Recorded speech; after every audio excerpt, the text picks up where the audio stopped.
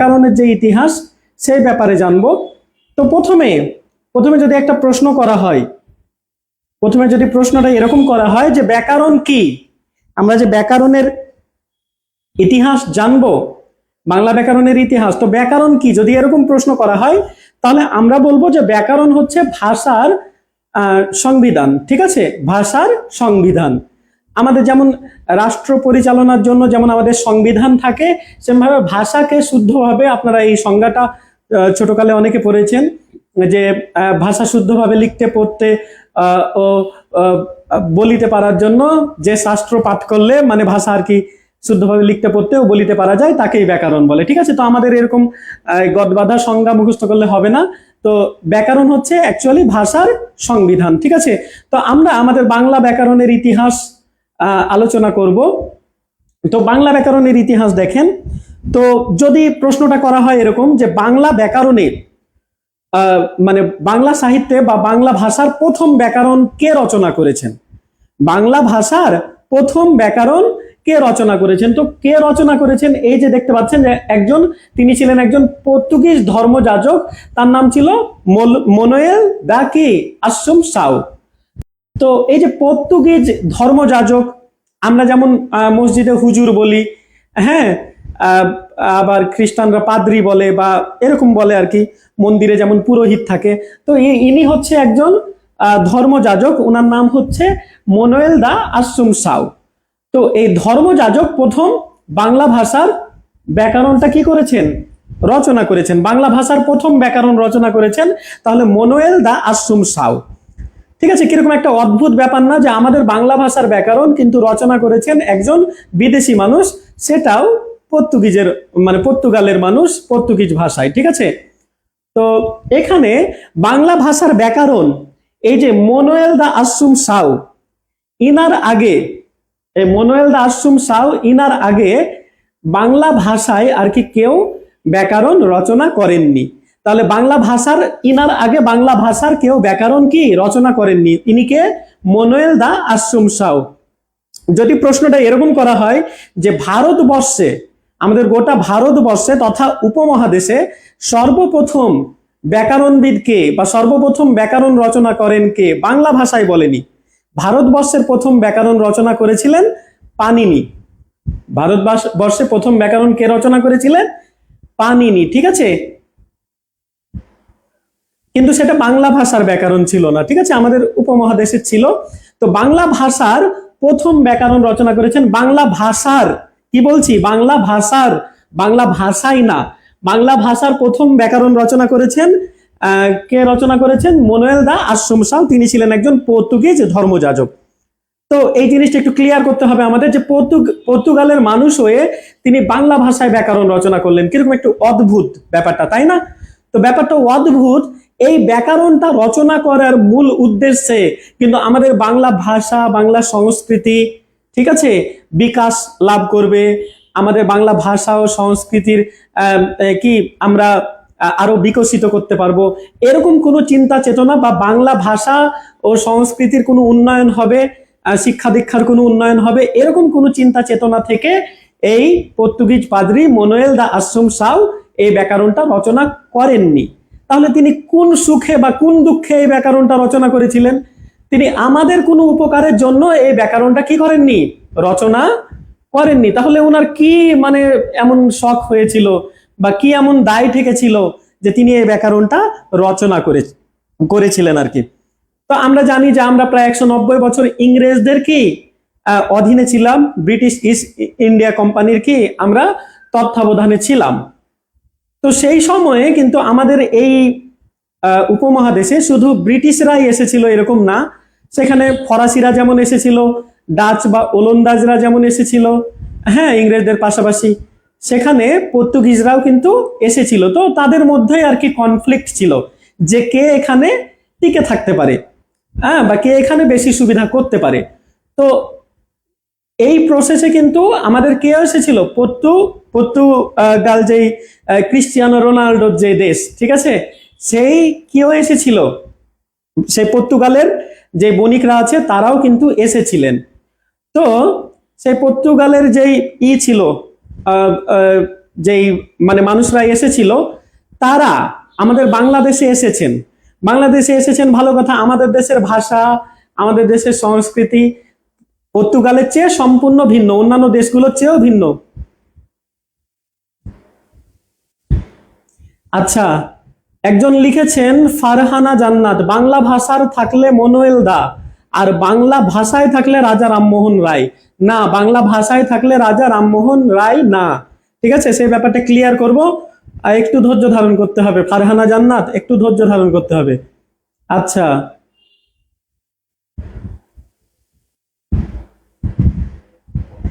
আচ্ছা যাই হোক, আমি এখন কথা বলছি, আপাতত বোর্ডের দিকে দেখা লাগবে না।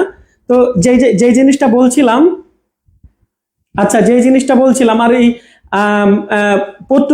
এই যে বাংলা ভাষার যে প্রথম ব্যাকরণ মনোয়েল দা আশ্রম সাউ তিনি রচনা করলেন, তো সেটা আমাদের ভাষা, সংস্কৃতি, সভ্যতা কোনো কিছু বিকশিত করার জন্য না, বরং তাদের সুবিধার জন্য। তো তারা যে আমাদের দেশে এসেছিল, আমরা যখন ইউরোপের কোনো কান্ট্রিতে যাই, তখন স্টুডেন্টরা কি আইএলস করে না, ইংরেজিতে ভালো দক্ষ হয়ে তারপরে তো যাওয়া লাগে, তাই না? তো তখন যারা এই পর্তুগালের মানুষরা আসবে, এসে আমাদের দেশের মানুষদের সাথে উঠবস করবে, বা আমাদের দেশের মানুষদের সাথে যে ব্যবসা বাণিজ্য করবে, তো তাদেরও কি আমাদের দেশের ভাষাটা কি তাদেরও কি জানার প্রয়োজন ছিল কি ছিল না? তাদেরও আমাদের দেশের ভাষাটা জানা প্রয়োজন ছিল। তো এই পর্তুগিজ পাদ্রী মনোয়েল দা আশ্রম সাউ তিনি জাস্ট কি করেছিলেন, এই উদ্দেশ্যে যে তারা যেন আমাদের বাংলা ভাষাটা বুঝতে পারে, তারা যেন ব্যবসা বাণিজ্য করতে আসবে, আমাদের বাংলা ভাষাটা যেন তাদের বোধগম্য হয়, এজন্য এই ব্যাকরণটা রচনা করেছিলেন। এই ব্যাকরণটাতে ধ্বনিতত্ত্ব ছিল না, ধ্বনিতত্ত্ব, ধ্বনির উৎপত্তি, বিকাশ, এত কিছু নিয়ে তো তাদের কোনো কাজ নাই। তারা সেখানে কিছু শব্দার্থ দিয়েছিল, বা যেটাকে আমরা ভোকাবুলারি বলি, এই যে বাংলা টু পর্তুগিজ, আবার পর্তুগিজ টু বাংলা, এরকম ছিল।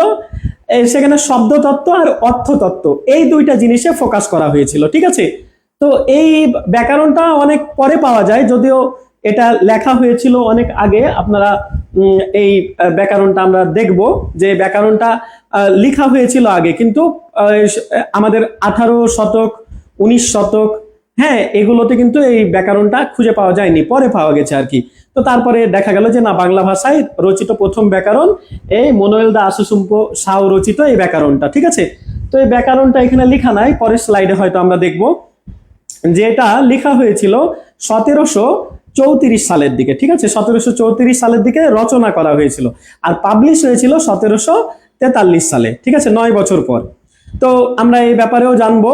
তো এখানে হচ্ছে ব্যাপারটা কি হলো, তাহলে তারা যেন আমাদের বাংলাটা বুঝতে পারে, সেজন্য তারা এই ব্যাকরণটা রচনা করেছে। তারা ব্যবসা বাণিজ্য করতে আসবে, তারা সেখানে ধর্ম প্রচারের জন্য আসুক বা অন্যান্য কারণে আসুক, তারা যেন আমাদের দেশের মানুষের সাথে কমিউনিকেট করতে পারে, বা আমাদের ভাষাগুলো যেন তাদের কাছে কিছুটা বোধগম্য হয়, এজন্যই তারা এই ব্যাকরণটা বেসিক্যালি রচনা করেছিল। তাই বাংলা ভাষার যে প্রথম ব্যাকরণ, সেটা কোনো বাঙালি লিখেননি, সেটা লিখেছেন একজন পর্তুগিজ ধর্মযাজক মনোয়েল দা আশ্রম সাউ। এখন এখানে আরো কিছু ব্যাপার স্যাপার আছে। তো এটা যখন আমাদের করা হলো, মানে এই ব্যাকরণটা যখন প্রথম পাবলিশ করা হলো, সেটা আমরা পরে একটু জানছি, আগে এটা নামটা জেনে নিই। নামটা হচ্ছে, দেখেন, বড় একটা নাম, ভোকাবুলারিও এম ইডিওমা বেঙ্গলি, হ্যাঁ, পর্তুগিজ, আরো বড় নাম। তো আমাদের এত বড় নাম কষ্ট করে মুখস্থ করা লাগবে না, যদি পরীক্ষাতে আসে তাহলে এটা সংক্ষিপ্ত নামটা মনে রাখবেন, এটাকে সংক্ষেপে বলা হয় ভোকাবুলারিও। কি বলা হয়? ভোকাবুলারিও, এইটাকে বলা হয়। ঠিক আছে, এই ব্যাকরণটাকে বলা হয়। আচ্ছা যাই হোক, হ্যাঁ, লেট করে ফেললেন বিদ্যুতের অভাবে, আসলে বিদ্যুৎ এখানেও যাওয়া আসা করতেছে, আবার আকাশও মেঘলা আছে, যদি আমাদের এদিকে বৃষ্টি হচ্ছে না।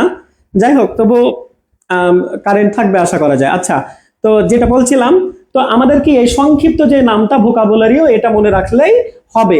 আর এটা মানে রচনা করেছিলেন একজন পর্তুগিজ, আর এটা পাবলিশ করা হয়েছিল। পর্তুগালের রাজধানীর নাম জানেন আপনারা? পর্তুগালের রাজধানীর নাম হচ্ছে লিসবন। সেই লিসবন থেকে এটা পাবলিশ করা হয়েছিল। ঠিক আছে, কোনো সমস্যা হলে আপনারা কমেন্ট করবেন। তো যাই হোক, আমরা পরের স্লাইডে চলে যাচ্ছি। পরের স্লাইডে দেখেন আচ্ছা, এই স্লাইডটা আমরা পরের স্লাইডে আমরা পরে যাই, এই ব্যাপারে আরো কিছু তথ্য দিব আমরা। এই যে মনোয়েল দা আশরুম শাওয়ের যে ভোকাবুলারিও, এই ব্যাকরণটা এখানে ভোকাবুলারিও নামেও পরীক্ষাতে আসতে পারে, বা পর্তুগিজ ভাষায় কি বাংলা ব্যাকরণ এই নামেও আসে, বা পর্তুগিজ বাংলা ব্যাকরণ এই নামেও আসতে পারে। এটাই হচ্ছে, কিন্তু এত বড় নাম পরীক্ষাতে দেয়নি, এ পর্যন্ত দেবেও না। ঠিক আছে, ভোকাবুলারিও নামটা কি আপনারা মনে রাখবেন, এটা হচ্ছে বাংলা ভাষায় কি লিখিত যে প্রথম ব্যাকরণ। আচ্ছা, যাই হোক, আমার বাসা কোথায়? আমার বাসা হচ্ছে রাজশাহী চাঁপাইনবাবগঞ্জ। এগুলো প্রশ্ন করবেন না, এগুলো প্রশ্ন আমার বাসা কোথায় এটা তো আপনার পরীক্ষাতে আসবে না। ঠিক আছে, কয় মার্কের প্রশ্ন আসবে এটাই। আচ্ছা, যাই হোক, তো এখানে হচ্ছে বাংলা ব্যাকরণের কি আমরা ইতিহাস পড়লাম। তো এখানে আরো কিছু আমাদের কথাবার্তা আছে। দেখেন যে এখানে হচ্ছে পর্তুগালের লিসবন থেকে এটা প্রকাশ হলো, ভালো কথা, কিন্তু এটা পর্তুগিজ ভাষায়, এটা কিন্তু বাংলা ভাষায় লেখা হয়নি, পর্তুগিজ ভাষায় লেখা হয়েছে। আবার বলছে, দেখেন এখানে বলছে রোমান হরফে, এই ব্যাপারটা একটু দেখেন, পর্তুগিজ ভাষায় লেখা হয়েছে আবার রোমান হরফে, ব্যাপারগুলো অনেক কনফিউজিং হয়ে যাবে। আমি একটু আপনাদেরকে বলি, আপনারা যখন বন্ধু বান্ধবী একসাথে, বা বান্ধবী একসাথে যখন চ্যাট করেন, হ্যাঁ, একজন আরেকজনের সাথে চ্যাট করেন, তখন আমরা বাংলিশে লিখি না, কিরে তুই কোথায়, কে আই, হ্যাঁ, কি রে, আর ই রে, তুই, টি ইউ আই তুই, কে ও টি এইচ এ আই কোথায়। তো আমি তো এটা বাংলা কথা লিখছি, আমি কি কথা লিখছি, বাংলা বাংলা ভাষা ভাষা লিখছি আর কি, কিন্তু কোন কোন অ্যালফাবেটে লিখছি, ঠিক আছে, আমি ইংরেজি অ্যালফাবেট বা ইংরেজি হরফে লিখছি। ঠিক আছে, চ্যাটিংটা করছি, এই ব্যাপারটা কি বুঝেছেন? তো আমাদের যখন এই পর্তুগিজ ভাষায় যখন যে প্রথম ব্যাকরণটা, এই ভোকাবুলারিও ব্যাকরণটা রচিত হলো, সেটা পর্তুগিজ ভাষায় ব্যাকরণটা লেখা হয়েছে, কিন্তু পর্তুগিজ যে লেটার গুলো ছিল সেগুলো ওই যে কি বলে ছাপাখানা বা যে টাইপ রাইটার ছিল সেটাতে অ্যাভেলেবল ছিল না, তার জন্য পর্তুগিজ ভাষায় লিখেছিল। কিন্তু সেটা কোন হরফ ইউজ করে, আমরা যেমন ইংরেজি হরফ ইউজ করে বাংলায় মনের ভাব বাংলিশে লিখে ফেলি, ঠিক আছে, সেম ভাবে পর্তুগিজ ভাষায় লিখেছে, কিন্তু সেটা পর্তুগালের কি ওই যে লেটার সেগুলো দিয়ে না, বা তাদের বর্ণ দিয়ে না, সেটা রোমান হরফে বা রোমান বর্ণ দিয়ে লেখা হয়েছে। এই ব্যাপারটা কি একটু হলেও বুঝেছেন? এই ব্যাপারটা কি একটু হলেও বুঝেছেন? আবারও আমি বলছি, দেখেন এটা পর্তুগিজ ভাষায় লেখা হয়েছে, এটা পর্তুগিজ ভাষায় লেখা হয়েছে। হ্যাঁ, এখানে কিছু ওই যে শব্দার্থ ছিল, ব্যাকরণের অল্প কিছু ছিল, হ্যাঁ, শব্দার্থ কিছু ছিল, হ্যাঁ, অর্থ কিছু, শব্দের অর্থ ছিল, সেটা বাংলা থেকে পর্তুগিজ থেকে বাংলা এরকম ছিল। ঠিক আছে, এখানে কি বলেছি আমি, শব্দতত্ত্ব আর অর্থতত্ত্ব নিয়ে মূলত আলোচনা করা হয়েছিল এই ব্যাকরণটাতে। ঠিক আছে, তো এখানে দেখেন এটা তারা তাদের ভাষায় লিখেছে, পর্তুগালের ভাষায় লিখেছে, ঠিক আছে, পর্তুগিজ ভাষা, কিন্তু তখন সেটা লেখা হয়েছিল আবার রোমান হরফে। ঠিক আছে, কোন হরফে? রোমান হরফে। এই যে একজন বলেছে রহমান কিবোর্ড ছিল রোমান আর কি, হ্যাঁ ঠিক আছে, এই তো বুঝেছেন আশা করি। ঠিক আছে, তো সেটা আমাদের কি আমাদের বাংলা ভাষায়ও লেখা ছিল না, এবং দেখেন তখন পর্তুগিজ অ্যালফাবেট বা পর্তুগিজ বর্ণই কি ছিল না, অ্যাভেলেবল ছিল না। বাংলা বর্ণ কি অ্যাভেলেবল ছিল? বাংলা যে বর্ণমালা ওয়া আ রস্বই, হ্যাঁ, আমরা এই যে স্বরবর্ণ ব্যঞ্জন বর্ণ পড়েছি, বাংলার কোনো ছিটে ফোটাও ছিল না, কিন্তু বাংলা শব্দটাই, বই, এই শব্দটাই মনে করেন পর্তুগিজ ভাষায় লিখেছে। আমরা যেমন বই বাংলা শব্দ, এটা আমরা ইংরেজি অক্ষর ইউজ করে লিখতে পারি, বি ও আই, ঠিক আছে না? তো সিমিলারলি তারা পর্তুগিজ ভাষায় লিখেছে, কিন্তু কোন ইউজ করে? রোমান হরফ বা রোমান লেটার ইউজ করে। ঠিক আছে, আর এটা আমি বলেছি যে আমাদের ধর্মযাজক মনোয়েল দা আশ্রম শাহ, তিনি 1734 সালে এটা লিখেছিলেন। 34কে উল্টে দিবেন, 34কে উল্টালে কত হয়? 43। 1743 সালে এটা পাবলিশ করা হয়েছে। পর্তুগালের যে রাজধানী আছে সেই রাজধানীর নাম হচ্ছে লিসবন, সেই লিসবন শহরে। তাহলে যদি প্রশ্ন করা হয়, আই রিপিট, বাংলা ভাষার প্রথম ব্যাকরণ কে রচনা করেছেন? বাংলা ভাষার ভাষাই না, ভাষার প্রথম ব্যাকরণ রচনা করেছেন মনোয়েল দা আশ্রম শাহ। কোথাকার মানুষ? পর্তুগালের মানুষ। হ্যাঁ, আর এটা কোন ভাষায়? পর্তুগিজ ভাষায়। ঠিক আছে, কোন হরফে? রোমান হরফে। ঠিক আছে, কত সালে রচনা? 1734। পাবলিশ কত সালে? 1743 সালে। কোথা থেকে? পর্তুগালের রাজধানী লিসবন থেকে। ঠিক আছে, এগুলো একটু মনে রাখবেন। আচ্ছা, প্রচুর বৃষ্টি হচ্ছে, শিলাবৃষ্টিও হচ্ছে। আপনার যদি প্রবলেম হয় আপনি ভিডিওটা পরে দেখেন। তো আমরা এবার পরে চলে যাব। আমরা বলেছি, আমরা কিন্তু প্রথমে বললাম এই যে মনোয়েল দা আশ্রম শাহ তিনি যে ব্যাকরণটা কি করেছেন, রচনা করেছেন, সেটা কিন্তু বাংলা ভাষার প্রথম কি ব্যাকরণ, বাংলা ভাষার প্রথম ব্যাকরণ। এবার দেখেন, এবার যদি বলে বাংলা ভাষায়, ওইটা বাংলা ভাষার ব্যাকরণ, কিন্তু বাংলা ভাষায় না। কিন্তু পর্তুগালের এই ধর্মযাজক মনোয়েল দা আশ্রম শাহ তিনি যে ব্যাকরণটা রচনা করলেন, সেখানে একটা বাংলা বর্ণ পর্যন্ত ছিল না। তাই ওইটা বাংলা ভাষাই বলতে পারবো না, বলতে পারবো বাংলা ভাষার ব্যাকরণ, ঠিক আছে, কিন্তু বাংলা ভাষাই না। পরবর্তীতে দ্বিতীয় যেই আমরা ব্যাকরণটা পাবো সেটা হচ্ছে ন্যাথালিয়ান ব্রাসি হ্যালহেড। ঠিক আছে, ন্যাথালিয়ান ব্রাসি হ্যালহেড তিনি হচ্ছেন একজন ইংরেজ। হ্যাঁ, তো তিনি কি করেছিলেন, এই ব্যাকরণটা পরবর্তীতে তিনি রচনা করেছিলেন। এটাও তিনি ইংরেজিতে লিখেছেন। তবে এবার একটু খুশির সংবাদ বা কি একটা আনন্দের একটা নিউজ আছে, যে এবার প্রথম তিনি বাংলা বর্ণ ইউজ করেছেন। সেটা পরিমাণে বা কি তুলনামূলকভাবে কম হলেও, মানে ইংরেজির তুলনায় বাংলা কম থাকলেও কিছু তিনি ইউজ করেছেন। তাহলে যদি বলে বাংলা ভাষায়, এই যে এখানে কিন্তু তিনি বাংলাতেও লিখেছেন ইংরেজির পাশাপাশি, যদি বলে বাংলা ভাষায় প্রথম ব্যাকরণ কে রচনা করেছেন, বাংলা ভাষায়, ভাষার হলে মনোয়েল দা আশ্রম শাহ বাংলা ভাষার ব্যাকরণ, কিন্তু বাংলা ভাষায় এই যে এই ইংরেজ ন্যাথালিয়ান ব্রাসি হ্যালহেড। এই ব্যাপারটা কি ক্লিয়ার? বাংলা ভাষার আর বাংলা ভাষায়।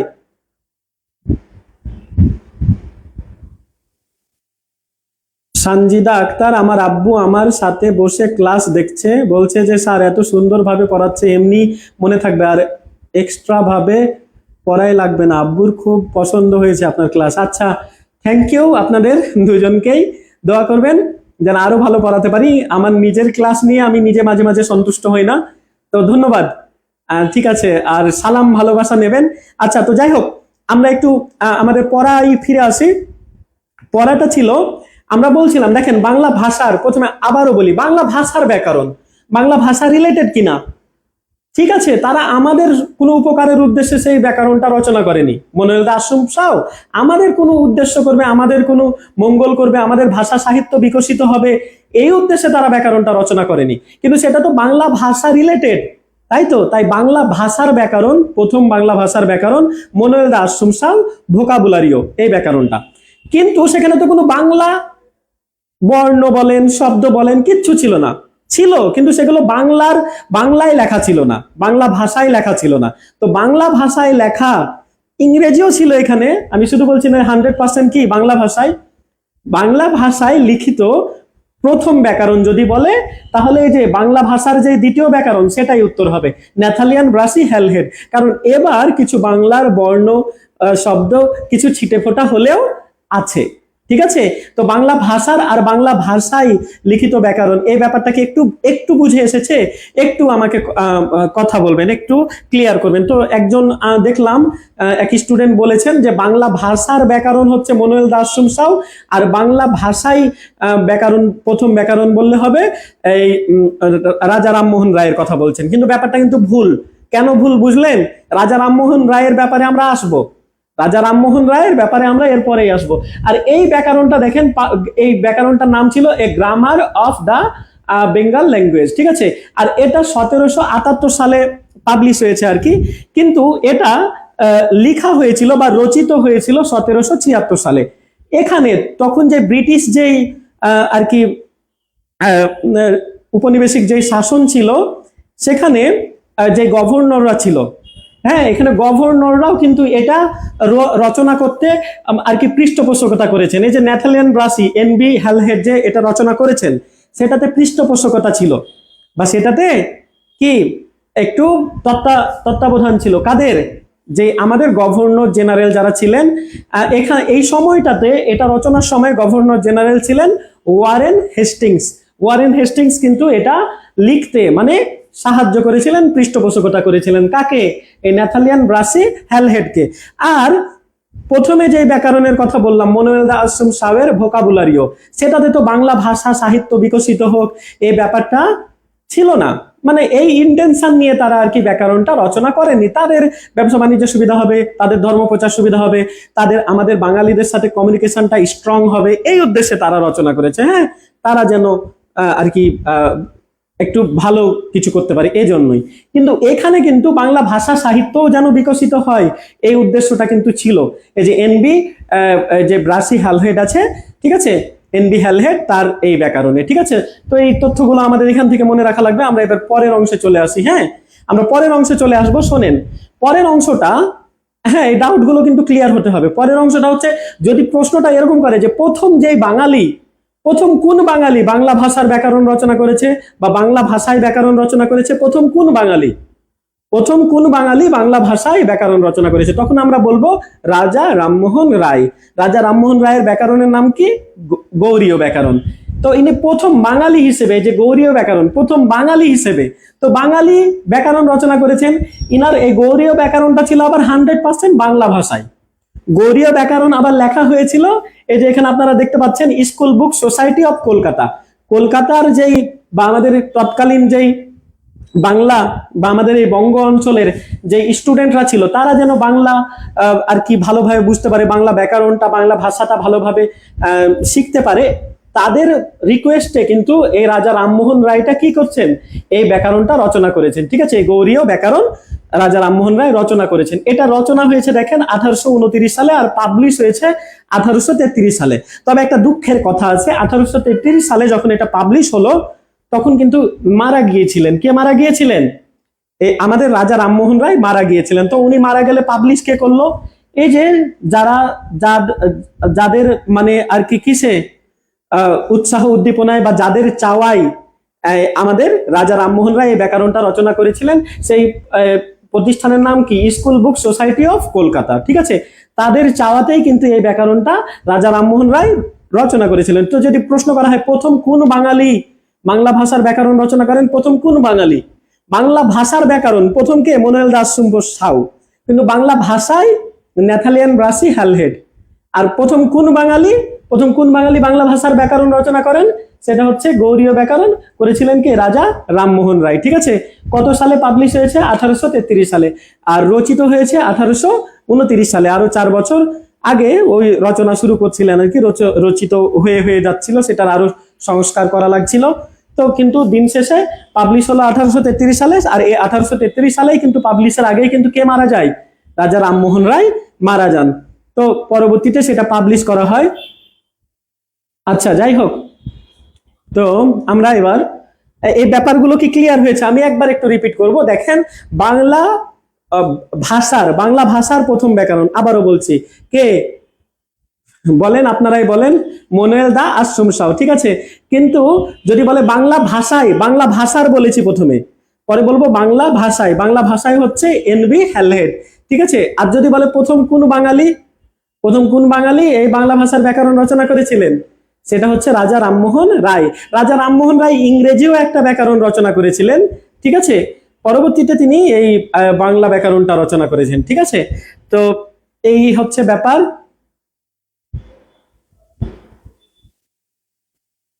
আর রাজা রামমোহন রায়ের যে ব্যাকরণটা ছিল, সেটা কিন্তু 100% বাংলাতে লেখা। রাজা রামমোহন রায় বলেছিলেন যে এটা সংস্কৃত ব্যাকরণ থেকে কি কপি নয়। তবে ওই যে আমি আপনাদেরকে পড়াচ্ছিলাম, বর্গীয় বর্ণগুলো পড়াচ্ছিলাম না, ক খ গ ঘ ম, কি বর্ণ, সরি, এগুলোকে কি বর্গীয় বলা হচ্ছিল? ওষ্ঠ। ওষ্ঠ কথাটা কিন্তু, ওষ্ঠ আমরা তো ঠোঁট ঠোঁট বলতে পারি না, ওষ্ঠ বলি।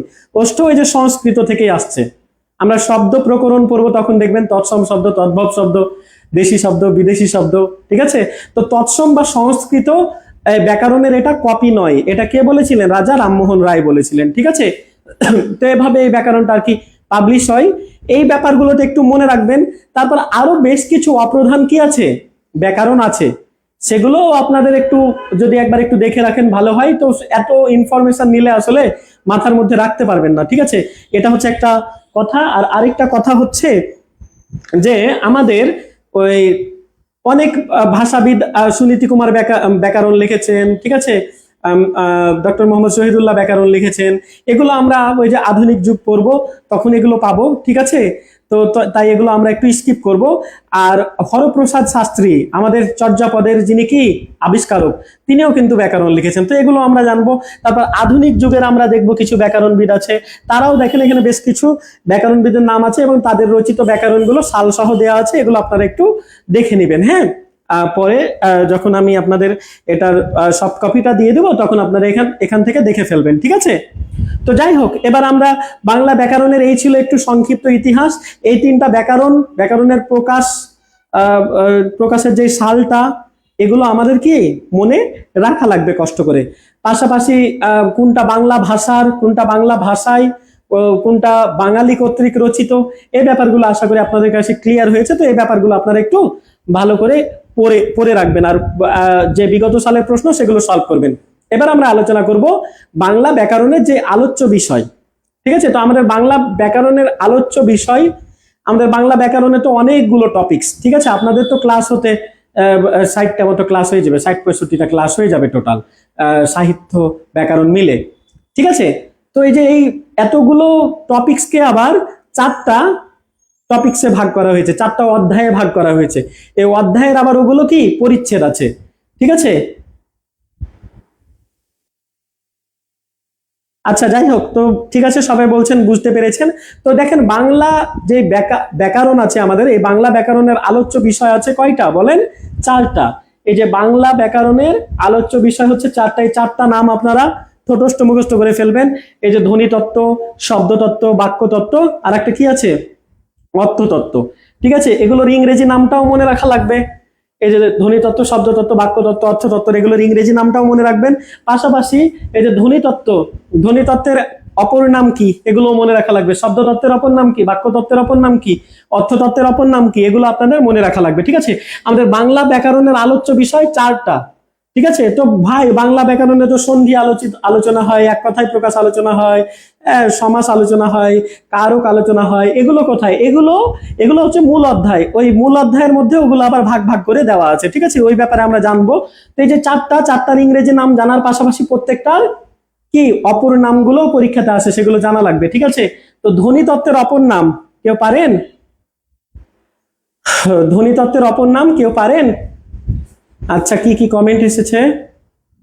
আমাদের এখানে প্রচুর বাতাস হচ্ছে। আচ্ছা, বাতাস হলে আপনি যদি প্রবলেম হয় পরে ক্লাস করবেন, রেকর্ড তো থাকে, সমস্যা হয় না। হ্যাঁ, আচ্ছা, আমি সবসময় সামনেও থাকবো না। এই যে আমি এখন দেখেন, এখন তো আমি দূরে আছি, হ্যাঁ। আর আপনাদের নেটে হয়তো সমস্যা, আমি এখান থেকে স্পষ্ট দেখতে পাচ্ছি। আমি একটু পাশে আসলে, পাশে আসলে স্পষ্ট দেখা যাচ্ছে। আপনাদের নেটেও প্রবলেম হতে পারে, ঠিক আছে। গতদিন যে ওই যে সূর্যের রশ্মি পড়ছিল, সেই সূর্যের রশ্মিও আজকে নেই। আচ্ছা, প্রথমে দেখেন ধ্বনিতত্ত্ব, শব্দতত্ত্ব, বাক্যতত্ত্ব এবং আছে অর্থতত্ত্ব। তো ধ্বনিতত্ত্বের অপর নাম হচ্ছে ধ্বনি বিজ্ঞান। শব্দতত্ত্বের অপর নাম আপনারা জানেন যে এটা রূপতত্ত্ব। বাক্যতত্ত্বের অপর নাম কি বলেন? বাক্যতত্ত্বের অপর নাম কি বলেন? বাক্যতত্ত্বের অপর নামটা কেউ বলতে পারেন? যাক, বাক্যতত্ত্বটা আপনাদের জন্য রেখে দিলাম। আচ্ছা, বাক্যতত্ত্বটা বলে দিলাম না, বলবো না? আচ্ছা, বাক্যতত্ত্বটাই আপনারা বলেন। অর্থতত্ত্বের অপর নাম কি? অর্থতত্ত্বের অপর নাম হচ্ছে বাগর্থ তত্ত্ব। তো বাক্যতত্ত্বের অপর নাম, এটা আপনারা একটু কমেন্ট করে জানান তো। বাক্যতত্ত্বের অপর নাম কি? বাক্যতত্ত্বের অপর নাম পদক্রম। Thank you. তো আমরা এই যে অপর নামগুলো জানবো, পাশাপাশি ইংরেজি নামগুলো জানবো। দেখেন, ইংরেজি নাম হচ্ছে যে ধ্বনিতত্ত্বের অপর নাম হচ্ছে ফোনেটিক্সও বলে, ফোনোলজিও বলে, ঠিক আছে। হ্যাঁ, এটা ফোনেটিক্সও বলে, ফোনোলজিও বলে। শব্দ বা রূপতত্ত্বের অপর নাম হচ্ছে কি মরফোলজি, আর বাক্যতত্ত্বের অপর নাম হচ্ছে সিনট্যাক্স, আর অর্থতত্ত্বের অপর নাম হচ্ছে সিমেন্টিক্স। এগুলো একটু মনে রাখবেন, একটু কষ্ট করে মনে রাখবেন, ঠিক আছে, একটু কষ্ট করে মনে রাখবেন। আচ্ছা, এখানে এরকম আছে, দেখেন ধ্বনিতত্ত্বের অপর নামগুলো মনে রাখবেন। আপনারা অনেকে কমেন্ট করেছেন যে পদক্রম পদক্রম পদক্রম, পদক্রম ছিল কার অপর নাম? বাক্যতত্ত্বের অপর নাম। এটা আমি প্রশ্ন করেছিলাম, সবাই লিখেছেন, অনেকেই লিখেছেন। সুস্মিতা লিখেছেন, মামুন ভাইয়া লিখেছেন, ইউএ রহমান লিখেছেন, আহমেদ রকি লিখেছেন, আচ্ছা, বিপুল ভাইয়া লিখেছেন। আচ্ছা, ঠিক আছে। এখানে হচ্ছে দেখেন, ধ্বনিতত্ত্বের অপর নাম হচ্ছে ধ্বনি বিজ্ঞান, শব্দতত্ত্বের অপর নাম রূপতত্ত্ব, বাক্যতত্ত্বের অপর নাম পদক্রম, অর্থতত্ত্বের অপর নাম বাগার্থতত্ত্ব। এগুলো একটু কষ্ট করে আপনারা কি করবেন বলেন? এগুলো একটু কষ্ট করে আপনারা মুখস্থ রাখবেন, নোট করে ফেলবেন, ঠিক আছে। এখানে আমরা দেখেন এবার আমরা চারটা টপিকস নিয়ে আলাদা আলাদা চারটা টপিকস নিয়ে আমরা আলোচনা করব, ঠিক আছে? আলাদা আলাদা চারটা টপিকস নিয়ে আমরা আলোচনা করব। প্রথমে আমরা অর্থতত্ত্ব। অর্থতত্ত্ব সবার শেষে ছিল চারটা সেকশনের মধ্যে, কিন্তু অর্থতত্ত্ব আমরা সবার প্রথমে আলোচনা করব, কারণ আমরা হচ্ছে উল্টা বাঙালি, বুঝছেন? তো যাই হোক, অর্থতত্ত্ব দেখেন, অর্থতত্ত্ব এখানে অর্থ আছে, এই যে রেফ আছে, ঠিক আছে, রেফ আছে, অর্থ সংক্রান্ত যে বিষয়গুলো, অর্থ মানে টাকা পয়সা অর্থ না, অর্থ মানে মিনিং, হ্যাঁ, যেখানে অর্থ সম্পর্কিত বিষয় নিয়ে আলোচনা করা হবে, এই ব্যাপারটা একটু দেখেন। হ্যাঁ, আমি একটু এই ব্যাপারগুলো একটু আপনাদেরকে পড়াই। দেখেন শব্দার্থ, শব্দার্থতে এই যে রেফ আছে, এখানেও রেফ আছে। শব্দার্থ মানে কি ভাইয়েরা? শব্দের অর্থ। তাহলে এইটা অর্থ, অর্থ নিয়েই তো অর্থতত্ত্ব। তো শব্দার্থ, শব্দের অর্থ, হ্যাঁ, মুখ্যার্থ, গৌণার্থ, এখানেও দেখেন কি আছে, এখানে এই যে রেফ আছে, এখানেও রেফ আছে, ঠিক আছে। বাচ্চার্থ, লক্ষ্যার্থ, এই সবগুলোতে দেখবেন যেখানে এই যে থয়ের ওপর রেফ থাকবে, সেই সবগুলোই কি আমাদের অর্থতত্ত্বের আলোচ্য বিষয়, এভাবে আমরা মনে রাখবো। এগুলোতেও কিন্তু এই যে শব্দার্থতে অর্থ কথাটা লুকিয়ে আছে, মুখ্যার্থতে অর্থ কথা লুকিয়ে আছে, গৌণার্থতে অর্থ কথা লুকিয়ে আছে, বাচ্চার্থতে অর্থ কথাটা লুকিয়ে আছে, লক্ষ্যার্থতে অর্থ কথাটা লুকিয়ে আছে, সমার্থকেও অর্থ কথাটা লুকিয়ে আছে, বিপরীতার্থক শব্দতেও কি অর্থ কথাটা লুকিয়ে আছে। তো আমি এখানে পড়াচ্ছি আপনাদের বিপরীতার্থক শব্দ, আমি আপনাদেরকে কি পড়াচ্ছি? বিপরীতার্থক শব্দ, কিন্তু আপনারা পড়বেন বিপরীত শব্দ, দুইটা একই কিন্তু। বিপরীত মূল কথাটা ছিল বিপরীতার্থক শব্দ, আমরা সংক্ষেপে বলি বিপরীত শব্দ। বিপরীতার্থক দেখেন, আমি বললাম ভালো, এটার বিপরীত অর্থ কি? বিপরীত শব্দ না, কিন্তু বিপরীতার্থক শব্দ, বিপরীত অর্থ প্রদান করে এমন একটা শব্দ। তো ভালো, এটা কি মন্দ বলতে পারি, খারাপ বলতে পারি, তাই তো? ঠিক আছে। সাদা কালো, হ্যাঁ, ধনী গরিব, বিপরীত অর্থ প্রদান করবে। তো বিপরীত শব্দও কি এই অর্থতত্ত্বের আলোচ্য বিষয়। আপনারা এখানে আবার গুলিয়ে ফেলবেন যে সমার্থক শব্দ শব্দতত্ত্ব, না ভাই। সমার্থক, সমার্থক মানে কি রে বাবা? ওই যে আমরা বলি না একই শব্দের ভিন্ন ভিন্ন, হ্যাঁ, সাপ, হ্যাঁ, সাপের কি বলেন, সাপ, সর্প, ওহি, এগুলো আমরা বলি না। এই যে এইরকম হচ্ছে কি পৃথিবী, বসুন্ধরা, হ্যাঁ, অটবি, এরকম বলি। অটবি অর্থ কি বলেন তো? অটবি, অটবির কি কয়েকটা করে দেখান, অটবির কয়েকটা সমার্থক শব্দ লিখে দেখান। আচ্ছা, যে জিনিসটা বলছিলাম আমরা সমার্থক শব্দ, সমার্থক শব্দ সময় পড়বো। আচ্ছা, এখানে হচ্ছে সমার্থক মানে একই অর্থ। দেখেন, কন্যা বলেন আর দুহিতা বলেন, দুইটা কি সেম কি সেম না? হ্যাঁ, কন্যা, দুহিতা, সুতা, কি এগুলো কি সেম কি সেম না? হ্যাঁ, এগুলো হচ্ছে সেম, একই অর্থ দেয়। তো এখানে কিন্তু সমার্থক শব্দ, শব্দ দেখে কিন্তু বিভ্রান্ত হওয়ার কিছু নেই। সমার্থক মানে একই অর্থ দিবে। শব্দ দেখে যে বিপরীতার্থক শব্দ প্রায় সমচ্চারিত, ভিন্নার্থক, ভিন্নার্থক শব্দ সমচ্চারিত, একই রকম উচ্চারণ হয়, একই রকম উচ্চারণ হয়, কিন্তু অর্থ হয়ে যায় কি ভিন্ন। উচ্চারণ একই কিন্তু অর্থ ভিন্ন, এটা হচ্ছে সমার্থক। আচ্ছা, যাই হোক, তো এখানে হচ্ছে এই যে এই জিনিসগুলো, এগুলোতে দেখবেন যে এই যে কি আছে, থয়ের এফ আছে, থয়ের অফলা আছে, যেটা, হ্যাঁ, থয়ে, থয়ের এফ, সরি, থয়ের অফলা বলছি। এগুলো যেখানে থাকবে সেখানে কি হবে বলেন? সেগুলো হবে অর্থতত্ত্বের আলোচ্য বিষয়। তো অর্থতত্ত্বের আলোচ্য বিষয়গুলো কি পারার জন্য খুব বেশি মেধাবী হওয়ার দরকার আছে বলেন ভাইয়ারা? কিন্তু এখান থেকে কিন্তু জ্ঞানমূলক প্রশ্ন আসে। আচ্ছা, thank you. S M Swarna, অটবি গাছ, বৃক্ষ, তরু, মুসলিমা তাবাসসুম গাছ, মামুন গাছ, বৃক্ষ, ইউএ রহমান, আচ্ছা, ধন্যবাদ, ধন্যবাদ। তো এই যে দেখেন, এগুলো কিন্তু আমি যেটা বলছি আমাদের এখানে কিন্তু কনফিউজ হয়ে যাবে ভাইয়ারা। তো আপনারা এভাবে পড়বেন, এই যে এভাবে যখন পড়বে সমার্থক শব্দ, শব্দ দেখে এই যে শব্দ, শব্দ দেখে কি হয়ে যাবে বলেন? শব্দ, শব্দ দেখে তখন কিন্তু আপনাদের প্রবলেম হয়ে যাবে, ঠিক আছে? তো তাই আপনারা কিন্তু এটা মানে ভালোভাবে একটু বুঝে বুঝে পড়বেন। আমরা পরের টপিকসে চলে যাচ্ছি। পরেরটা দেখেন, বাক্য তত্ত্ব। বাক্য তত্ত্ব মানে কি তাহলে বলেন? বাক্য তত্ত্ব যেখানে বাক্য নিয়ে আলোচনা করা হবে, বাক্য রিলেটেড কিছু নিয়ে আলোচনা করা হবে, ঠিক আছে? বাক্য নিয়ে কিছু আলোচনা করা হবে। দেখেন, বাক্যের বিন্যাস, এগুলো তো বাক্য আছেই। বাক্য সংকোচন মানে যেটা এক কথায় প্রকাশ বলি, এক কথায় প্রকাশের কিন্তু আরেকটা নাম কি বাক্য সংকোচন। আপনি বলেন যে নারীর, আমি গত ক্লাসে পড়িয়েছিলাম না আপনাদের যে কি, যে নারীর স্বামী কি বিদেশে থাকে তাকে কি বলেছিলাম বলেন তো? সেই ছেলে, সেই মেয়েকে কি বলে আর সেই ছেলেকে কি বলে বলেন? সেই মেয়েকে কি বলে আর সেই ছেলেকে কি বলে? যেই নারীর স্বামী বিদেশে থাকে সেটাকে কি বলেছিলাম? আচ্ছা, মেয়েটা ছিল প্রসিদ্ধ ভর্তিকা, ঠিক আছে। আর সেই ছেলেটা কি ছিল? সেই ছেলেকে কি বলে?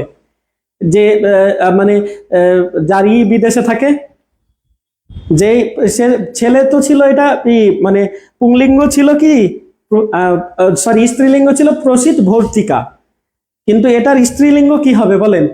যাই হোক, তো এই যে এক কথায় প্রকাশ, এটা কিন্তু দেখেন যে নারীর স্বামী বিদেশে থাকে, কতগুলো শব্দ ছিল, এই যে একটা বাক্য ছিল, হ্যাঁ, এটাকে বলছে বাক্য সংকোচন।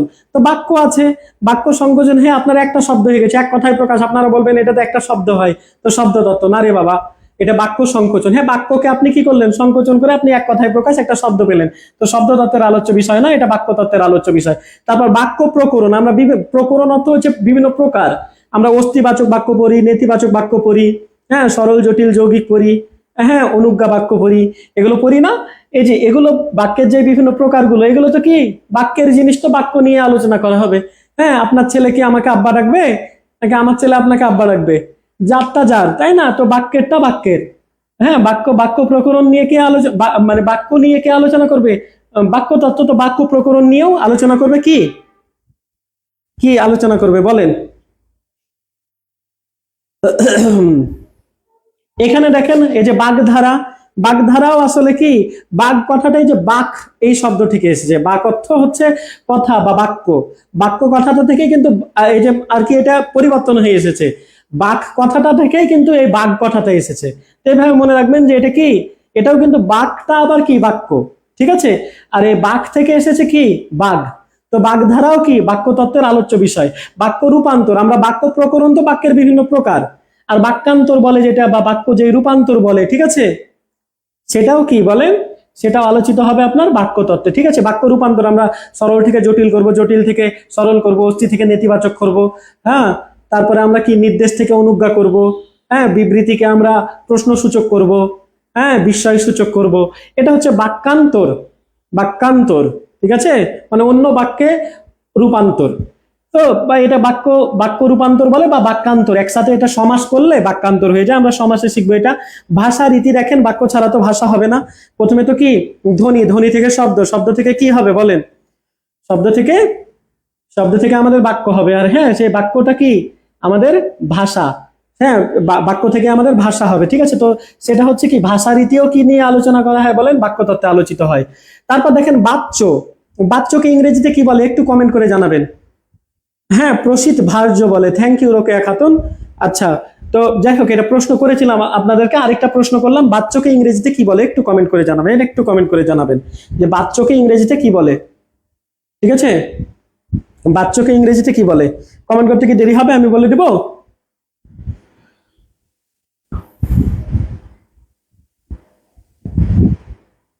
ভয়েস, আচ্ছা, একটা কমেন্ট পেয়ে গেছি, স্বামী মাজুদ, থ্যাংক ইউ। তো ভয়েস, ভয়েস কি একটা শব্দ রে বাবা, নাকি ভয়েস একটা সেন্টেন্সের করে?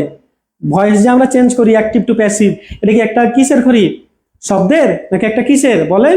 একটা পুরো বাক্য থাকে। তো এভাবে একটু বুঝতে পারা লাগবে, ঠিক আছে? এগুলো মুখস্থ করার কিছু নাই, বুঝতে হবে, হ্যাঁ, মেমোরিতে তো রাখা লাগবেই। এই আপনি গোল্লা ভরাট করবেন, তার জন্য এটা অত বেশি মেমোরিতে লোড নিয়ে কিছু নাই, বুঝে বুঝে পড়বেন। বাক্য রিলেটেড তো এটা। বাচ্চ, বাচ্চ কি একটা শব্দের হয় রে বাবা? আমরা শব্দের বাক্য করি, আমরা শব্দের বাচ্চ করি, বাচ্চ বা ভয়েস আমরা করি কিসের, একটা পূর্ণাঙ্গ একটা বাক্যের, ঠিক আছে? তো যদিও ছেদ চিহ্ন, যদিও ছেদ চিহ্ন, আমি যেমন বললাম আমি এখন কথা বলছি, হ্যাঁ, আমি এখন কথা বলছি, দেখেন আমি এখন কথা বলছি, আমি এখন কথা বলছি, ঠিক আছে? তো আমি এখন কথা বলছি, এটা পুরো বাক্যটা হবে, তারপরে সেটার ভাবটা বোঝা যাবে, যেখানে জ্যোতি চিহ্ন, জ্যোতি চিহ্ন কোনটা বসবে। আমি এখন কথা বলছি, এখানে ভাবটা বোঝা যাবে, ভাবটা বুঝে আমরা দাড়ি বসাবো যে আমি এখন কথা বলছি। এখানে তো কারোর সাথে রাগ অভিমান করিনি, কাউকে আশীর্বাদও করে দিনি, আমি আশ্চর্যও হয়ে যাইনি, কাউকে প্রশ্নও করিনি, আমি কি এখন কথা বলছি, এই যে এটা আমি হচ্ছে কি প্রশ্ন করলাম, হ্যাঁ, এটা আমি প্রশ্ন করলাম। তো এই যে বাক্যটা দেখেই কিন্তু আমি জ্যোতি চিহ্নটা বসাবো, শব্দ দেখে না। আপনারা তো বলবেন যে শব্দের পরেই তো এটা কি বসে, এই বসে, হ্যাঁ, জ্যোতি ছেদ চিহ্ন পাবে, যেটাকে বিরাম চিহ্ন বলে, এটা কিন্তু বাক্যের সাথে রিলেটেড। আমি পুরো বাক্যটা দেখেই তো এটা বলবো, নাকি নাকি বাক্য না দেখে বলবো বলেন? বাক্য না দেখে কি আমি বলবো? আমি বলছি কি বেয়াদব, কি বেয়াদব, এই যে আমি তো এখানে, আমি তো এখানে ভাবভঙ্গি দিয়েই প্রকাশ করে দিচ্ছি যে আমি অবাক হয়ে গেছি, কি বেয়াদব, কত বড় সাহস। হ্যাঁ, এই যে আমার ভঙ্গি দেখেই বোঝা যাচ্ছে। তো আমরা কথা বলার সময় তো আমরা এরকম বিরাম চিহ্ন ইউজ করিনি। কথা বলার সময় কি আমরা বিরাম চিহ্ন ইউজ করি? বিরাম চিহ্ন তো কি আমরা যখন লিখি তখন আমাদের এক্সপ্রেশনটা কিরকম ছিল সেটা জাস্ট বোঝানোর জন্য, আমরা কি কথা বলার সময় এরকম করে বলি, তোমার নাম কি, প্রশ্নবোধক, আমার নাম সালমান দাড়ি, এরকম বলি? বলি না। কথা বলার সময় বিরাম চিহ্নের ব্যবহার নাই, বিরাম চিহ্নের ব্যবহার আছে আমরা লিখার সময়। হ্যাঁ, আমরা যখন লিখবো তখন আমাদের বাক্যটা কোন প্রকারের, এই যে বাক্য প্রকরণ শিখেছি না, সেই বাক্যের প্রকরণটা কি, বাক্যের ধরনটা কি, আমার সেই কথা বলার টোন কি ছিল, সে যেন, যে পড়বে সে যেন ফিল করতে পারে যে আমি সেখানে কি বোঝাচ্ছিলাম। ঠিক আছে, এজন্যই তো এটা হচ্ছে কি বলেন, এটা হচ্ছে আমাদের এই যে জ্যোতি বা ছেদ চিহ্ন বা বিরাম চিহ্ন যেটাই আপনারা বলেন, সেটা হবে কিসে, বাক্যতত্ত্বে। ঠিক আছে, বাক্যতত্ত্বের আলোচ্য বিষয় হবে সেটা। ঠিক আছে, আর কোনো নতুন কোনো কমেন্ট?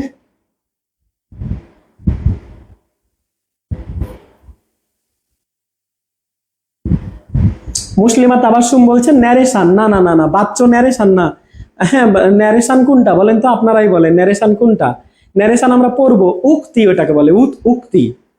ইংরেজিতে হচ্ছে ন্যারেশন, আমাদের বাংলায় হচ্ছে উক্তি। ওখানে ছিল কি ডিরেক্ট স্পিচ আর ইনডিরেক্ট স্পিচ ছিল না, আর এখানে আমরা বলবো প্রত্যক্ষ উক্তি পরোক্ষ উক্তি। যাই হোক, সে ব্যাপারগুলো বলবো না। তো যাই হোক, তো সেটা আচ্ছা। তো আমরা পরের টপিকসে চলে যাই, যে বাক্য রিলেটেড এগুলো ছিল। ঠিক আছে, বাক্য তত্ত্ব। এবার দেখেন ধ্বনি তত্ত্ব। তো বর্ণ ধ্বনি তত্ত্বের আলোচ্য বিষয় কি করে হলো, বর্ণমালা ধ্বনি তত্ত্বের আলোচ্য বিষয় কি কি করে হলো। আমি গত ক্লাসে আপনাদের বর্ণ বিশ্লেষণ, অক্ষর বিশ্লেষণ এগুলো শিখিয়েছি। ঠিক আছে, তারপরে বর্ণ প্রকরণ। বর্ণ প্রকরণ মানে বর্ণের যে প্রকারভেদ আছে, স্বরবর্ণ ব্যঞ্জন বর্ণ আছে না।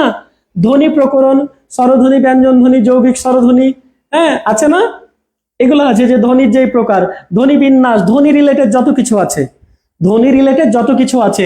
সন্ধি, সন্ধিও কিন্তু ধ্বনি, কি করে আমরা সেটা বুঝবো, নত্যবিধান সত্যবিধান এগুলোও ধ্বনি, হ্যাঁ ধ্বনি পরিবর্তন এগুলোও ধ্বনি। তো এগুলো হচ্ছে দেখেন ধ্বনি রিলেটেড যা, তাই ধ্বনি তত্ত্বের আলোচ্য বিষয়। তো বর্ণ ধ্বনি কি করে হলো, আমরা তো আপনাদেরকে স্বরবর্ণ বিস্তারিত আলোচনা পড়িয়েছি, ব্যঞ্জন বর্ণের বিস্তারিত আলোচনা পড়িয়েছি। তো দেখেন বর্ণ ধ্বনি কি করে হলো, হ্যাঁ, বা ধ্বনি বর্ণ কি করে হলো। আমরা মুখ দিয়ে যেটা আওয়াজ করব সেটাকে কি বলি, ধ্বনি। আর সেই ধ্বনিটাকে যদি লিখিত রূপ থাকে, ধ্বনিটাকে যদি আমরা লিখে ফেলি, লিখিত রূপ যদি থাকে, তাহলে সেটা বর্ণ হয়ে গেল। তাহলে একই জিনিস তো, একটা মুখে আমরা কি করছি, উচ্চারণ করছি, একই জিনিস মুখে উচ্চারণ করছি, তখন হচ্ছে ধ্বনি। যখন সেটা লিখিত রূপ থাকছে বা আমরা সেটা লিখে প্রকাশ করছি, তখন সেটা হয়ে গেল বর্ণ। তাহলে বর্ণ কি ধ্বনি তত্ত্বেরই কি আলোচ্য বিষয়। ব্যাপারটা কি ক্লিয়ার নাকি ভেজাল আছে বলেন। সেভাবে বর্ণমালা, বর্ণ তো আমাদের বর্ণ কয়টা, 50টা। আর এই 50টা বর্ণ নিয়ে কি হবে, একটা মালা বানালাম। 50টা বর্ণ নিয়ে বর্ণমালা, এটা কি বর্ণমালাও কি ধ্বনিতত্ত্বের আলোচ্য বিষয়। ঠিক আছে, বর্ণ যেহেতু ধ্বনিতত্ত্বের আলোচ্য বিষয়, বর্ণ বিশ্লেষণ আমরা বিভিন্ন নাম ভেঙে ভেঙে এখানে কয়টা বর্ণ আছে এগুলো আমরা ফাইন্ড আউট করিনি, করেছি। ঠিক আছে, আমরা ধ্বনি বিশ্লেষণও করতে পারি, হ্যাঁ, যে এখানে কোন কোন ধ্বনি আছে। আমরা বলেছিলাম বউ, যৌগিক স্বরধ্বনি আমরা বিশ্লেষণ করেছিলাম না, বউ বউ ব, যৌগিক স্বরধ্বনি কয়টা ছিল বলেন, 25টা ছিল, মনে আছে যৌগিক স্বরধ্বনি। বউ আমরা বলছিলাম বউ, বউ ব, বয়ের সাথে ওয়া, আর উ, ওয়াউ ওয়াউ এরকম আসছে। আমি যখন লাউ বলছি, লাউ লাউ লা, লা আকার আর রস্যউ, হ্যাঁ, তো আকার আর রস্যু, আ আর রস্যু, আউ আউ এরকম একটা যৌগিক স্বরধ্বনি থাকে। যৌগিক স্বরধ্বনি মোট 25টা। যৌগিক স্বরধ্বনি মোট কয়টা, 25টা। তো এই যে ধ্বনিকেও কিন্তু আমরা বিশ্লেষণ করি। ঠিক আছে, তাই তাই তো আমরা ওই বিশ্লেষণ করে তো আমরা কি এগুলো পেয়েছি। ঠিক আছে, সেভাবে ওইকে আমরা, হ্যাঁ ও, আর ওইকে আমরা কি যৌগিক স্বরধ্বনি বলছিলাম। যৌগিক স্বরধ্বনি কেন, ওই ওই ওই সমান সমান কি লেখা যায়, ওয়া প্লাস রস্যই বা ও প্লাস রস্যই এরকম লেখা যায় না, আমি শিখিয়েছিলাম আপনাদের, হয়তো আপনারা মনে করতে পারছেন।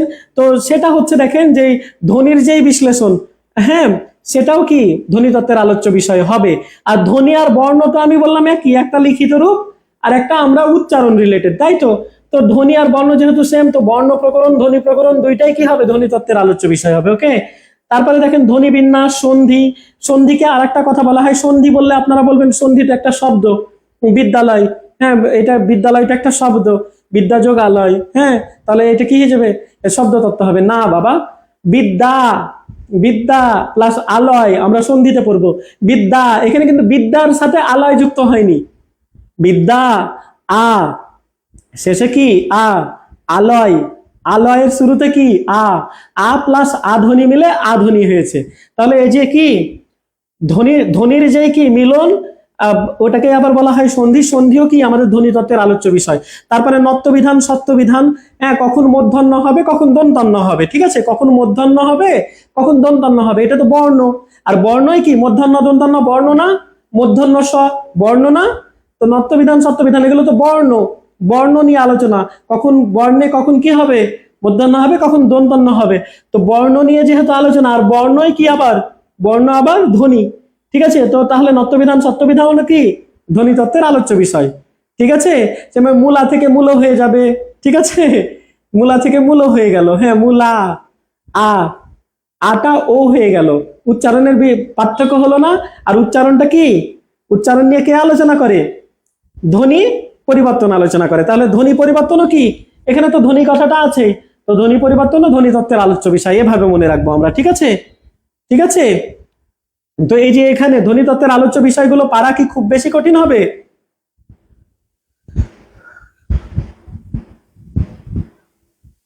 ভাইয়া বলছেন, আরমান হোসেন ভাইয়া বলছেন দীর্ঘ আর দীর্ঘই কেন যৌগিক স্বরধ্বনি নয়? এটা তো স্বরধ্বনির ক্লাসে বুঝিয়েছি ভাইয়া। দীর্ঘই হচ্ছে রস্যইর একটা রূপ মাত্র। দীর্ঘইর ওভাবে আলাদা ওকে ইয়াও ধরা হয় না, হ্যাঁ, আলাদাভাবে ওটাকে মৌলিক স্বরধ্বনিও ধরা হয় না, ঠিক আছে। ওইটা তো একটা রূপভেদ মাত্র, ঠিক আছে, সেটা তার একটা রূপভেদ মাত্র। আর ওটাকে আপনি বিশ্লেষণ, দীর্ঘইকে তো যৌগিক যৌগিক স্বর যেটা ছিল, যৌগিক স্বরকে বিশ্লেষণ করলে তো আপনি কিছু পান। আপনি দীর্ঘইকে বিশ্লেষণ করলে কিছু পাবেন, বলেন, কিছু পাবেন? কিছু যদি না পান তাহলে কি করে যৌগিক হয়? যৌগিক হতে হলে একাই হবে? আপনি কি নিজেই নিজে পরিবার, নাকি আপনার বিয়ে করা লাগবে তারপর পরিবার হবেন? বলেন, আপনি নিজেই নিজের পরিবার? হ্যাঁ, তাহলে আপনি ভ্যালেন্টাইন্স ডে আর আরো কি কি যেন আপনারা পালন করেন, তখন আপনি বলবেন আই লাভ ইউ, এ ফুল দিবেন, এ হাতকে, এ হাত নেবে ফুলটা, বলবে আই লাভ ইউ টু, ঠিক আছে। একা একা ফ্যামিলি হবে না, ঠিক আছে ভাইয়া, একা একা কি হবে না বলেন, ফ্যামিলি হবে না। সেম ভাবে একা থাকলে কোনো কিছু যৌগিক হয়? ওকে তো আপনি বিশ্লেষণ করতে পারছেন না, তাহলে কিভাবে যৌগিক হবে ভাইয়া? আচ্ছা, তো ধ্বনি তত্ত্ব উপরে ফেলেছি আমরা, শব্দ তত্ত্ব। এখন শব্দ তত্ত্ব বলবেন বাদ বাকি সব, বাদ বাকি যা আছে সবই শব্দ তত্ত্বের আলোচ্য বিষয়। বাদ বাকি যা আছে সবই শব্দ তত্ত্বের। কোনো একটা প্রবলেম হলো কেন, কি একটা প্রবলেম হয়ে গেছে কেন, এই প্রবলেম?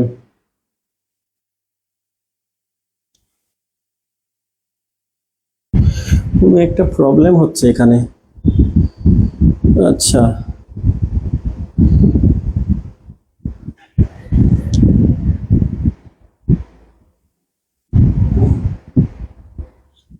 আচ্ছা, দুঃখিত, এখানে একটু প্রবলেম হয়েছিল, এখন আপাতত ঠিক আছে।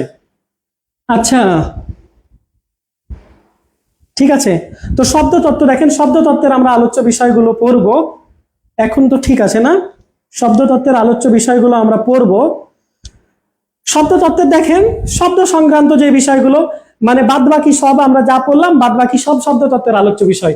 দেখেন সমাস, সমাস দেখেন, সমাস হচ্ছে, সমাস তো আমরা কোনো একটা শব্দের সমাস নির্ণয় করি, তাই না? কোনো একটা শব্দকে আমরা কি করি, বিশ্লেষণ করি। আচ্ছা, সব কি ঠিক হয়েছে? আচ্ছা, সমাস হচ্ছে আমরা কোনো একটা শব্দের কি করি, সমাস নির্ণয় করি, কোন একটা শব্দের সমাস নির্ণয় করি। মনে করেন যে আমি বললাম কি যুগান্তর অন্য যুগ, বাক্যান্তর অন্য বাক্য, বাবা মা, বাবা ও মা, ঠিক আছে। তো এই যে এভাবে কোন দম্পতি, জায়া ও পতি, এই যে বিদ্যালয়, বিদ্যার জন্য আলয়, ঠিক আছে। সাহিত্য সভা একটা শব্দ, কিন্তু আমরা এটাকে বিশ্লেষণ করছি সাহিত্য বিষয়ক সভা। শব্দকে আমরা ভেঙে চুরে কি করছি, বা একাধিক পদের এক পদীকরণ করছি। একটা পদ হচ্ছে পদ, একটা শব্দ হচ্ছে, ঠিক আছে, এক পদীকরণ, এটা পদ রিলেটেড, ঠিক আছে। একটা পদে পরিণত করা, পদ তো একটা কি শব্দ, ঠিক আছে। আর একটা শব্দেরই কিন্তু সমাস হয়, ঠিক আছে। তো সমাস কি শব্দ তত্ত্বের আলোচ্য বিষয়। প্রকৃতি প্রত্যয়ও কি, প্রকৃতি প্রত্যয় তো আপনার, প্রকৃতি প্রত্যয় নির্ণয় করার জন্য তো আপনার বিশাল সেন্টেন্স দরকার নাই। আমরা যে ব্যাকরণ পড়ছি, ব্যাকরণ বি যোগ আ যোগ ক্রি যোগ অন, ব্যাকরণ কি অনেকগুলো শব্দ? ব্যাকরণ তো একটা শব্দ, একটা শব্দ, তাই না? এই একটা শব্দের আমরা কি করব, আমরা প্রকৃতি প্রত্যয় নির্ণয় করছি, ঠিক আছে। তো এটা শব্দতত্ত্ব। দ্বিরুক্ত শব্দ দেখেন, দ্বিরুক্ত শব্দ, আমার জ্বর জ্বর লাগছে, আমার জ্বর জ্বর লাগছে, একই শব্দকে আমরা দুইবার করছি, এর জন্য এটা বাক্য হয়ে যাচ্ছে না। জ্বর জ্বর বললে পুরো বাক্য হয়ে যাচ্ছে না, ঠিক আছে। এটা শব্দতত্ত্বের আলোচ্য বিষয়। আবার দেখেন পদ প্রকরণ, পদ তো কি একটা শব্দেরই পদ হয় নাকি পুরো বাক্য লাগবে আপনার? পদটা হচ্ছে একটা শব্দ, হ্যাঁ, আমি মানুষ, হ্যাঁ, মানুষ কোন পদ? বিশেষ্য পদ, ঠিক আছে। হ্যাঁ, আপনিও মানুষ, আপনি কি সর্বনাম, ঠিক আছে না? তো এই যে এরকম দেখেন, প্রকৃতি প্রত্যয় কঠিন মনে হয়, প্রকৃতি প্রত্যয় আমরা পড়াবো তখন সহজ মনে হবে, ইনশাআল্লাহ সহজ মনে হবে, ঠিক আছে। আচ্ছা আচ্ছা, এখানে দেখেন, এখানে হচ্ছে আমরা কি পড়বো যেন, তারপরে এখানে দেখেন শব্দতত্ত্বের আলোচ্য বিষয়গুলো, এগুলো পড়ে নিয়েন। বচন বাদ বাকি যা আছে, উপসর্গ অনুসর্গ, এখানে কারকও কিন্তু শব্দতত্ত্বের আলোচ্য বিষয় হবে। কারক নিয়ে ডাউট হয়, তবে কারক ব্যাপারটা কেন বলবো, কারক নির্ণয় করতে হলে আপনার কিন্তু ওই যে বলে না, ক্রিয়াপদের সাথে কি বলেন, ক্রিয়াপদের সাথে আপনার নাম পদের সম্পর্ক, একটা পদের কিন্তু আমরা কারক নির্ণয় করি, ঠিক আছে। আপনারা এখানে অনেক বিভ্রান্ত হবেন, নতুন বইয়ে এসে আবার চেঞ্জ করে দিয়েছে, কিন্তু নতুন বই আবার পাল্টে গেছে, হ্যাঁ, 24 সালেও বই কিন্তু পাল্টে গেছে, ঠিক আছে। তো যাই হোক, মাঝে আপনারা নতুন বই অনেক পড়েছেন, কারকও কিন্তু কোথায় আলোচিত হবে, এই শব্দতত্ত্বে আলোচিত হবে, ঠিক আছে। তো ঠিক আছে, আর বাকি অনুসর্গ উপসর্গ এগুলোও কি শব্দতত্ত্বের আলোচ্য বিষয়। তো আমাদের ক্লাসটা আজকে ছোট ছিল, আর খুব বেশি বড় টপিকস না, তো এই ব্যাপারটা আপনারা একটু পড়ে ফেলবেন। আর এটাই হচ্ছে আমাদের পিডিএফ, তো এই পিডিএফটা আমি এখনই দিয়ে দেবো। তো আপনাদের সাথে আপনাদের যদি এই টপিকস নিয়ে আরো কোনো প্রবলেম থাকে, যৌগিক স্বরধ্বনি কি 25টাই মুখস্থ করতে হবে? না ভাইয়া, এটা তো ওই ক্লাসে বলে দিয়েছি, যৌগিক স্বরধ্বনি 25টা মুখস্থ করতে হবে না। যৌগিক স্বরধ্বনি গুলো একটু দেখবেন, হ্যাঁ, যৌগিক স্বরধ্বনি গুলো একটু, আমার তো স্বরধ্বনির যেই আপনাদের পিডিএফটা দিয়েছি সিট, এই স্বরধ্বনির সিটে 25টাই লেখা আছে, আপনি এক ঝলক চোখ বুলাবেন, এক ঝলক চোখ বুলাবেন, বা বিভিন্ন যে শব্দগুলো পাবেন সেগুলোকে বিশ্লেষণ করবেন, হ্যাঁ, বিশ্লেষণ করবেন। যেমন আমি বিশ্লেষণ করিয়ে দেখেছি আপনাদের, বউ বিশ্লেষণ করে দেখালাম, লাউ বিশ্লেষণ করে দেখালাম, শিউলি বিশ্লেষণ করে দেখিয়েছিলাম, শিউলি, শিউলি, সি, শয়ের সাথে কি আছে, ই আছে, আর রস্যু আছে, তাহলে ই আর রস্যু, ইউ, ইউ, এরকম একটা কি যৌগিক স্বরধ্বনি পাবো, ঠিক আছে। শিউলি, রিয়া, রিয়া, রি, এখানে কি হলো, এখানে আবার হলো ই আর আ, অন্তস্থ ওয়াকার, এটা আ সাউন্ড হবে, ঠিক আছে। তো রয়ের রস্যি, রস্যইর ই নিব আমরা, ইয়া, ইয়া, এরকম একটা সাউন্ড হবে, ঠিক আছে। সবগুলো মুখস্থ করা লাগবে না, ঠিক আছে, কয়টা সেটা মুখস্থ করবেন। আর একটু যদি বলে, মানে আপনি এভাবে একটু বিশ্লেষণটাও যদি শিখে ফেলেন, তাহলে আর প্রবলেম হবে না, ঠিক আছে। তো ঠিক আছে, এই ছিল আমাদের আজকের টপিকস, খুব বেশি টপিকস ছিল না আমরা। হ্যাঁ, বোরিং টপিক্সে যাব, কিসে বোরিং টপিক্স আপনাদের কাছে বোরিং লাগে, তবে আমি গল্পের ছলে ছলে পড়াবো, কিছু কিছু টেকনিকও শেয়ার করব। আমরা মধ্যযুগের যে পড়াগুলো আছে সেগুলো পড়বো, মাঝে একটা বানান শুদ্ধিকরণেরও ক্লাস আছে, সেটাও আমরা নেব। বানান শুদ্ধিকরণ সেটা মজা করে শিখবেন আশা করি, অত বোরিং কিছু না। তো আর আরো আছে আপনার কি, ওই যে আমরা মঙ্গল কাব্য পড়বো, শ্রীকৃষ্ণ কীর্তন পড়বো, বৈষ্ণব পদাবলী পড়বো, সেগুলোতে অনেক ইনফরমেশন, তো আপনাকে ওভাবে প্রিপেয়ার হওয়া লাগবে। আর আমি বলেছি যে বিশেষ পরীক্ষায় কি 35 বাংলাতে, হ্যাঁ, তার জন্য সাহিত্যেই কিন্তু বেশি 20, আর কিসে কম, ব্যাকরণে আপনার 15। কিন্তু এই যে রেশিওটা, বা এই যে তাদের যেই 15টা আসার কথা, এখান থেকে দেখা যায় কোনো কোনো বার 12টাও চলে এসেছে। তো বাদ বাকি সব কথা থেকে সাহিত্য থেকে এসেছে, সাহিত্য থেকে 20টার বেশি চলে আসে। তো প্রবলেম এগুলো, ঠিক আছে। তো একে কিন্তু হেলাফেলা করেন না, যারা যারা কি বিসিএস এর প্রিপারেশন নেবেন এরকম একটা ধ্যান ধারণা নিয়েছেন, তারা কিন্তু হেলাফেলা করবেন না। আর যারা নিবন্ধন আছেন বা যারা প্রাইমারি চাকরি প্রত্যাশী আছেন, তাদের জন্য ব্যাকরণ একটু কম পড়লেও হয়, ঠিক আছে। ব্যাকরণে সেখানে কম মার্ক থাকে, কিন্তু পড়তে হবে, হ্যাঁ। আমি এই কথা বললাম, পরে দেখা গেছে পড়বেনই না।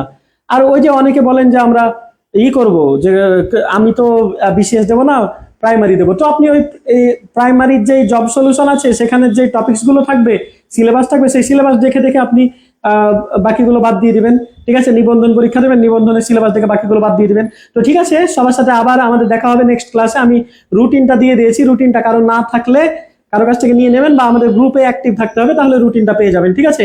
তো দেখা হচ্ছে আপনাদের সাথে পরের ভিডিওতে।